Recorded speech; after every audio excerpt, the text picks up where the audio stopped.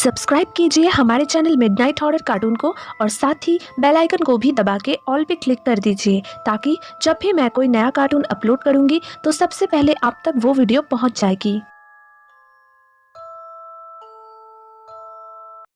Hello दोस्तों, welcome to the new episode of true ghost stories.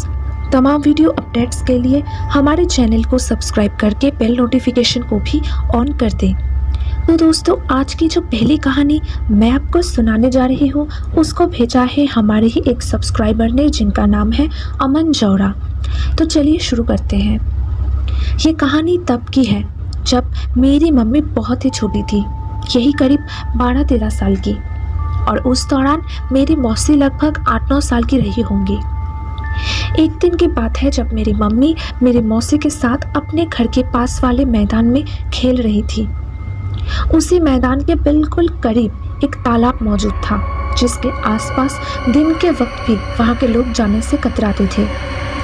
जैसे कि मेरी मम्मी और मौसी घर के पास वाले उस मैदान में हर रोज़ ही खेलने जाया करते थे, तो इसी वजह से मेरे नाना नानी ने भी मेरी मम्मी और मौसी को उस तालाब के पास जाने से मना कर दिया था। लेकिन उस दिन खेल खेल में मेरी मम्मी की नज़र उस तालाब की ओर गई और मन ही मन उन्होंने सोचा क्यों ना आज उस तालाब में ही नहाया जाए। और जबकि मेरी मम्मी उस दौरान बहुत ही छोटी थी, तो उन्होंने इन सब चीज़ों के बारे में ज़्यादा कुछ ना सोचते हुए उस दिन अचानक से ही उस तालाब में नहाने के बारे में सोचा, नहाने का मन बना लिया। और ये फैसला लेने के बाद ही तुरंत उन्होंने मेरी मौसी को भी उस बारे में बताया। लेकिन मेरी मौसी ने उस तालाब के पास भी जाने से साफ साफ मना कर दिया। उन्होंने मेरी मम्मी को बोला, दीदी आपको तो पता ही है ना, माँ ने उस तालाब के पास जाने से हम दोनों को मना किया है। अगर हम फिर भी वहाँ जाएंगे तो हमें डांट पड़ेगी, हम वहाँ नहीं जाएंगे। आप ये जिद छोड़ दो। माँ ने कहा है कि वहाँ पर कोई नहीं जाता, मेरे ख्याल से हमें भी उस तालाब के पास नहीं जाना चाहिए। लेकिन मेरी मम्मी किसी की सुनती कहाँ थी। एक बार जब उन्होंने ठान लिया तो वो चीज़ वो पूरा करके ही रहती थी।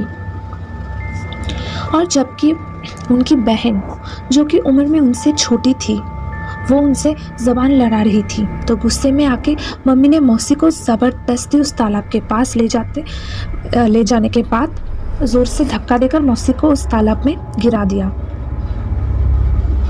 लेकिन उस वक्त मम्मी को नहीं पता था कि इसका अंजाम क्या हो सकता है। खैर, तालाब में गिरने के बाद मेरी मौसी ने डर के मारे ज़ोर से चीखना चिल्लाना शुरू कर दिया, और फिर उनकी चीख सुनकर आसपास के लोग, यहाँ तक कि मेरी नानी भी वहाँ पहुँच गई। जब कुछ लोगों ने मिलकर मेरी मौसी को उस तालाब से बाहर निकाला, तब उन्होंने मेरी नानी को सब कुछ बता दिया। उन्होंने कहा, पता है दीदी आज इस तालाब में नहाना चाह रही थी। उन्होंने मुझे भी बोला यहाँ नहाने के लिए, लेकिन जब मैंने उनको मना कर दिया तब उन्होंने गुस्से में आकर मुझे ज़बरदस्ती यहाँ लाके धक्का दिया और इस तालाब में फेंक दिया। ये बात सुनकर नानी को बहुत ही गुस्सा आया और उन्होंने मेरे मम्मी को भी बहुत डांट दिया। कितनी बार मना किया है इस तालाब के पास मत आना मत आना, क्यों नहीं सुनती हो मेरी बात? जब मना करती हूँ तो इसका मतलब कोई ना कोई वजह तो ज़रूर है ना, इसलिए ही तो मना करती हूँ। उस हादसे के बाद सब लोग अपने अपने घर चले गए, लेकिन उस दिन के बाद से उनके घर में अजीबोगरीब घटनाएं घटनी शुरू हो गई। उस दिन आधी रात को वॉशरूम जाने के लिए जब मेरी नानी की आंख खुली, तब उन्होंने देखा कि मेरी मम्मी तो सही सलामत सो रही है, लेकिन मेरी मौसी गायब है। उन्होंने कमरे में रोशनी किया तो कमरे में भी मौसी कहीं नज़र नहीं आई। फिर उन्होंने बाहर घर के आंगन में जाकर चेक करने का फैसला लिया कि कहीं वो बाहर तो नहीं बैठी है या फिर वॉशरूम में तो नहीं है, लेकिन सारी कोशिश नाकाम हो गई। लाख ढूंढने के बावजूद भी मौसी कहीं नहीं मिली। तब आधी रात को ही मेरे नाना और नानी ने बाहर जाके मौसी को ढूंढने का फैसला लिया, और फिर बहुत देर तक इधर उधर ढूंढने के बाद अचानक मेरी मौसी उसी तालाब के पास बैठी हुई पाई गई। ये देखकर नानी और नाना जी घबरा तो गए थे, लेकिन उन्होंने ज़्यादा कुछ ना सोचते हुए मौसी को वहाँ से लाकर फिर से बिस्तर पर सुला दिया। ये कहानी अगर यही ख़त्म हो जाती तो अच्छा होता, लेकिन उस रात के बाद से मौसी की वो अजीबोगरीब हरकतें और भी बढ़ती चली गई। हर रोज़ आधी रात को वो बिस्तर से गायब हो जाती थी और फिर कभी कभी उसी तालाब के पास या फिर कभी कभार हमारे पड़ोसी के घर के दरवाजे खटखटाते हुए पाई जाती थी। शुरू शुरू में किसी ने भी इस चीज़ पे ज़्यादा गौर नहीं फरमाया, लेकिन जब पानी सिर से ऊपर चला गया तब मेरे नाना जी ने किसी पहुंचे हुए मौलवी साहब के पास जाने का फैसला लिया। उन्होंने मौलवी साहब के पास जाकर उनको शुरू से लेकर आखिर तक सब कुछ बताया। सब कुछ सुनने के बाद मौलवी साहब ने उनसे कहा, कोई बात नहीं, आप घबराइए मत। आज ही रात के 1 बजे जब वो घर से बाहर निकलेगी तब मैं भी उसके पीछे पीछे जाऊंगा और ये पता करने की कोशिश करूंगा कि आखिर क्या मसला है, और इसके लिए आज रात को मुझे आपके घर में रुकना पड़ेगा। ये बात सुनकर मेरे नाना जी ने कहा, जी ज़रूर, आप आइए हमारे घर पे और हमारी बेटी को इस तकलीफ से आज़ाद कीजिए।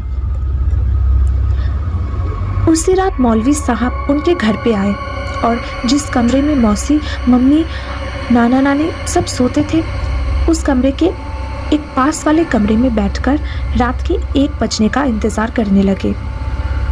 अचानक रात के 1 बजे जब मेरी मौसी बिस्तर से उठकर कमरे से बाहर आई, तभी जल्दी से मौलवी साहब ने उन पर पाक पानी छिड़क दिया और नाना नानी से कहा, आप इस बच्ची को पकड़े रखिए, इसे कहीं जाने मत देना।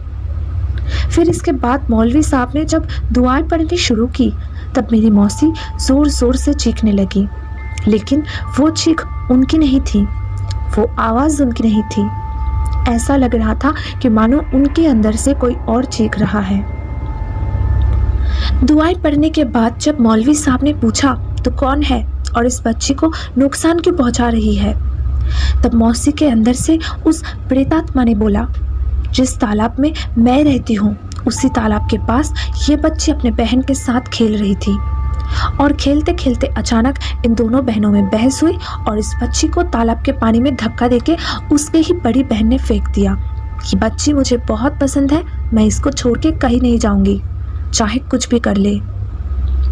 इसके बाद मौलवी साहब ने जब नाना नानी से उस तालाब के बारे में पूछा तब उन दोनों ने मौलवी साहब से कहा, बहुत सालों पहले उनके गांव के ही एक औरत की लाश उस तालाब में मिली थी। जब पुलिस ने छानबीन की तो पता चला कि उसी औरत के पति ने उसको मार के उसके लाश को तालाब में फेंक दिया था गहरी रात को, जब गांव के सब लोग सो रहे थे। उस औरत को बच्चा नहीं हो रहा था और इसी वजह से उसके सास और पति ने उसको मार दिया था ताकि वो दूसरी शादी कर सके। और उसी घटना के बाद से कोई भी उस तालाब के आसपास भी नहीं जाता।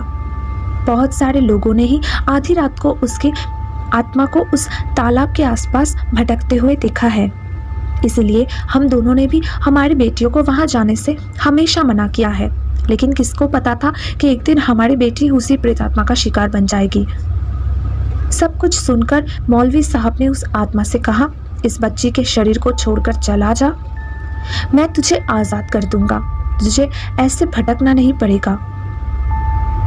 बहुत समझा बुझाने के बाद वो आत्मा मेरी मौसी के शरीर को छोड़ने के लिए राजी हुई और फिर मौलवी साहब के कुछ दुआएं पढ़ने के बाद उस प्रेतात्मा ने मौसी के शरीर को पूरी तरह से छोड़ दिया और उस आत्मा को हमेशा हमेशा के लिए मुक्ति मिल गई।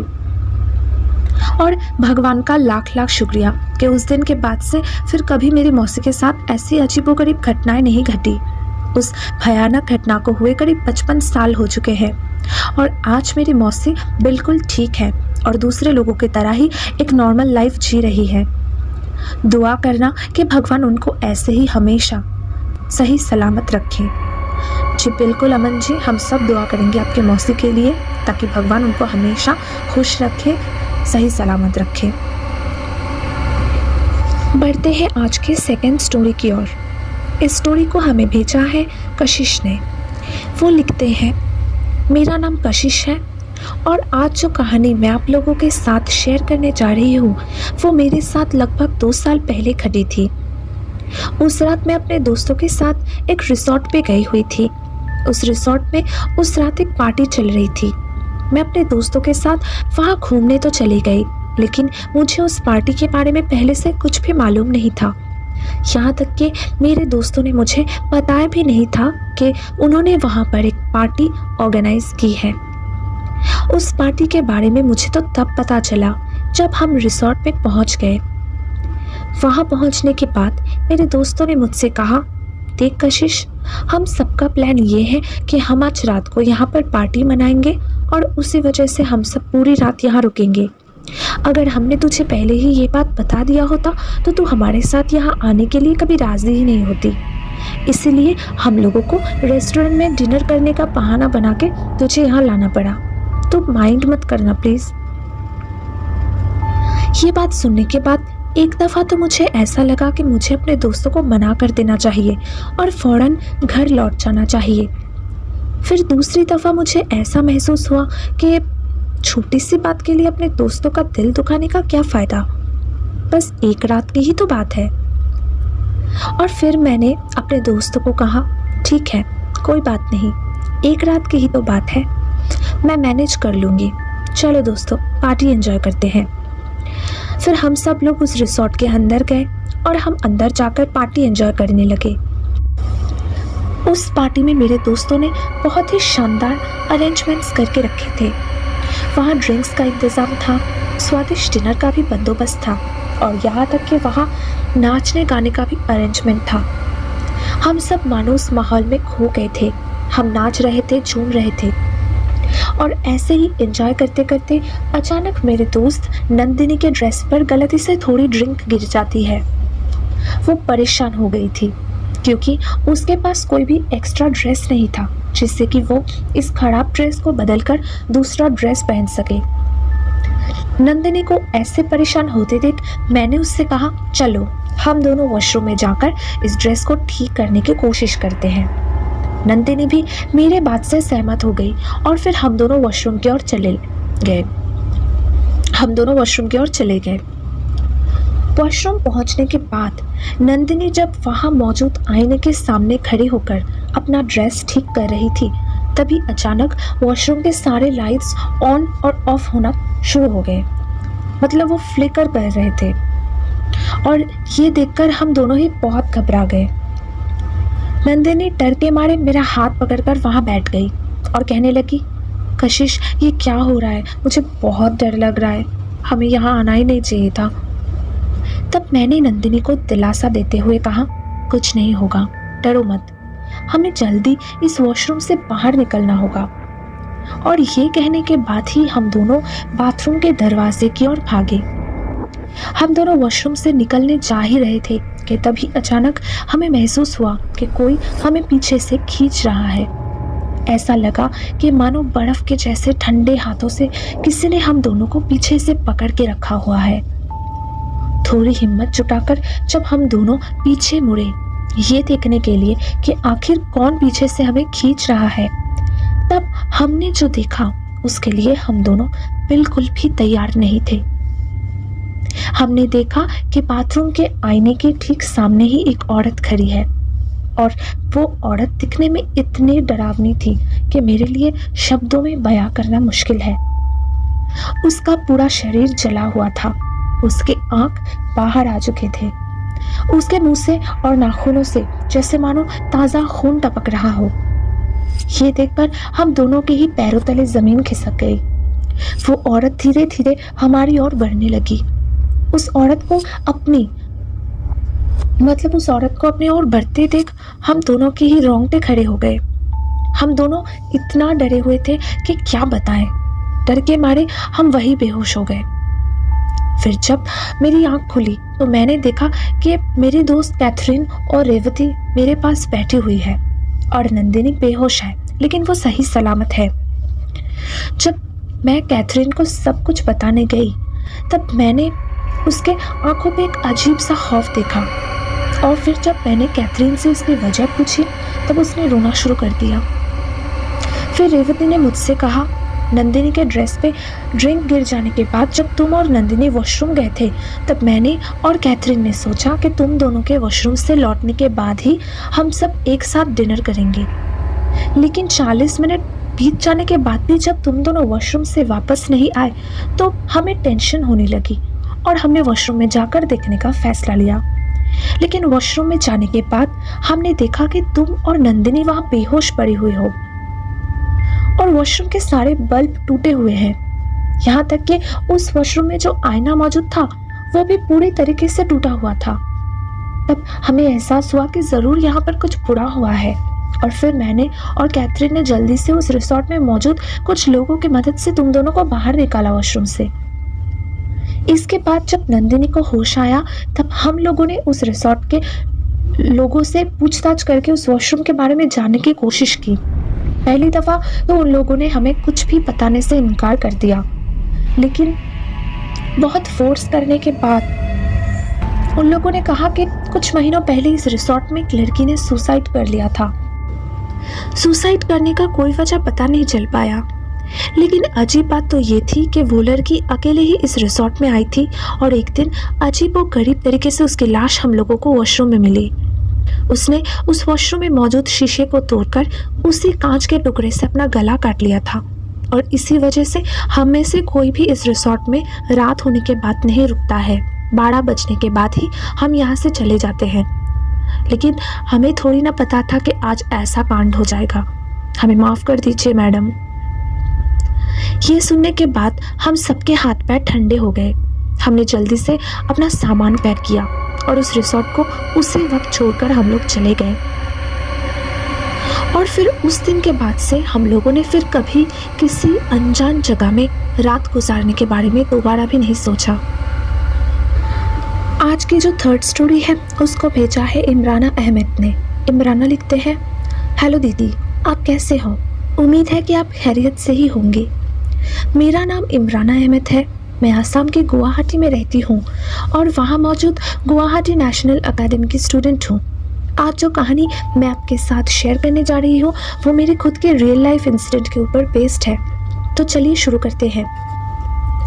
ये घटना ज़्यादा टाइम पहले की नहीं है, लगभग 2 महीने पहले ही ये घटना मेरे साथ पेश आया था। आपको बता दें कि ऑफिस में कभी कभार नाइट शिफ्ट चलने की वजह से मेरे पापा को घर आते आते रात के 1, 2 या फिर कभी कभार 3, 4 भी बज जाते हैं। इसीलिए मेरे पापा रात को घर लौटने के बाद दूसरे कमरे में ही सो जाते हैं ताकि मुझे और मम्मी को नींद में डिस्टर्ब ना हो। उस रात भी दूसरे दिनों की तरह ही मैं और मम्मी एक साथ मेरे कमरे में सो रहे थे। अचानक आधी रात को बेवजह मेरी नींद टूट जाती है। आँख खोलने के बाद जब मैंने मम्मी का फ़ोन चेक किया तो मैंने देखा कि रात के करीब 2 बज रहे थे, यानी कि 1:55 का टाइम था। मुझे थोड़ा अजीब लगा। पता नहीं इतनी गहरी नींद में होने के बावजूद भी उस रात कैसे मेरी आँख खुल गई। तो मैंने सोचा कि ठीक है, जब आँख खुल ही गई है तो थोड़ा पानी पी लिया जाए और साथ ही वॉशरूम भी हो आऊंगी। और वैसे भी मुझे बहुत प्यास भी लग रही थी। हालांकि उस दौरान गर्मियों का मौसम भी नहीं था कि देर रात को प्यास लगने की वजह से या फिर गला सूख जाने की वजह से नींद टूट जाए। खैर, ज्यादा कुछ ना सोचते हुए मैं सीधा वॉशरूम की ओर चली गई। इतने तक तो सब कुछ ठीक था। फिर वॉशरूम से लौटने के बाद मैं किचन में गई पानी पीने के लिए। पानी पीते वक्त अचानक ही मेरी आंख किचन की खिड़की की तरफ चली गई और उसके बाद मैंने जो नज़ारा देखा उससे मैं जिंदगी में कभी भी नहीं भूल पाऊंगी। उस नज़ारे को देखने के बाद मेरा पूरा बदन थर-थर कांपने लगा। मैंने देखा कि खिड़की के बाहर एक काला सा साया बार बार इधर से उधर दौड़ते हुए जा रही है, मतलब दाएं से बाएं, बाएं से दाएं से। वो काला सा साया मेरे बिल्कुल आंखों के सामने कंटिन्यूअसली मूव होते हुए मुझे नजर आ रही थी। उस परछाई की हाइट ज्यादा नहीं थी, एक 8-9 साल के बच्चे की हाइट जितनी होती है लगभग उतनी ही थी। मेरे हाथ पैर पूरी तरह से जम चुके थे। मुझे समझ में नहीं आ रहा था कि मैं क्या करूं, इस हालत में मुझे क्या करना चाहिए।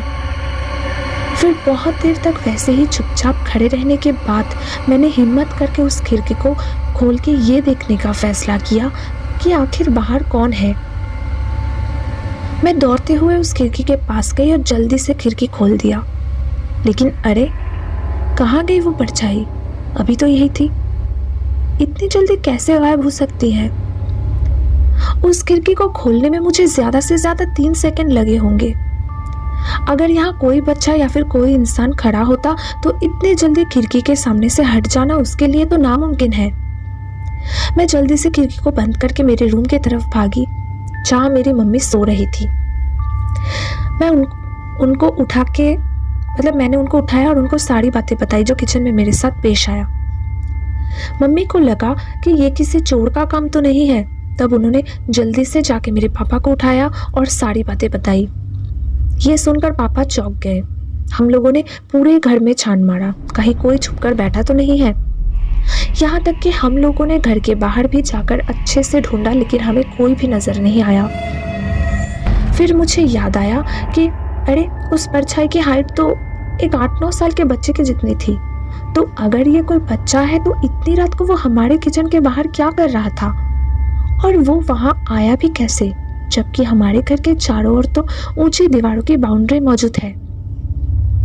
फिर जब सुबह हुई तो मेरे पापा ने किचन की खिड़की के बाहर वाले हिस्से में जाके ये देखने की कोशिश की कि वहां किसी के पैरों के निशान मौजूद है या नहीं, लेकिन वहां भी कुछ नहीं मिला उन्हें। सबको लगा कि वो मेरा वहम था, लेकिन मुझे तो पता है कि मैंने जो देखा वो कोई वहम नहीं बल्कि हकीकत है।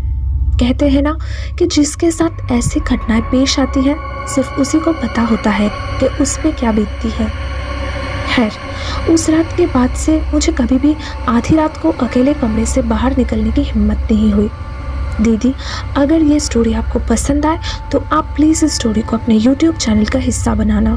तो चलो इमराना, तुम्हारी भेजी हुई कहानी तो हमारे YouTube चैनल का हिस्सा बन गई, और तुम्हें बहुत बहुत थैंक्स इस घटना को हमारे साथ शेयर करने के लिए।